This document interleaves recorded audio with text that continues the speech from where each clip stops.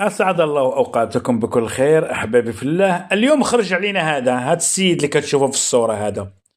هذا خرج علينا بخبر، عاد بغى يراجع هو القوانين ديال الكاف وديال العقوبات حتى اللي عطى الله عطاه.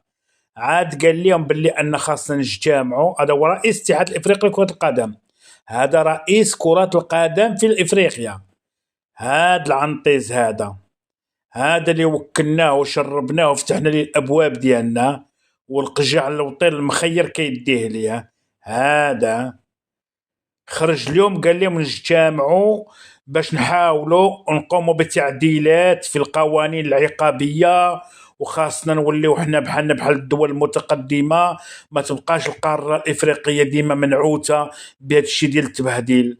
وهادشي علاش اللي ما قلتوش انت، ما طلبتيش اجتماع من بعد النهائي؟ النهار اللي كان نهائي السنغال المغرب، الغد اللي قلت لهم نجتمعوا.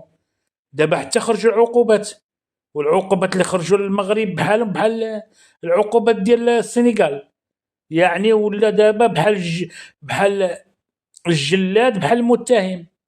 ها، ولاو بحال. دابا هذا راه عارف باللي انا المنتخب المغربي 2027 غادي يكون في النهائي، وخاف لا يولي المنتخب المغربي تا هو ينسحب من الملعب، يتعلم من هذا الشيء ديال السنغال، ينسحب يخلي غير حكيمي وبونو ويمشيو هما الفيستيار، يضربوا واحد البراد ديال اتاي والزلاق ديال الشفج عاد يرجعوا للملعب، باش حنا نديو الكاس من طنزانيا ولا من اوغندا ولا من كينيا. نديروا نفس الخطه، نفس نحدو حدو السنغال. دابا عاد بغى يقوم هو بهذا الشيء ديال التعديلات وكل شيء من بعد 15 يوم على الفاجعه، على المهزله اللي وقعت في نهائي كاس افريقيا بالمغرب.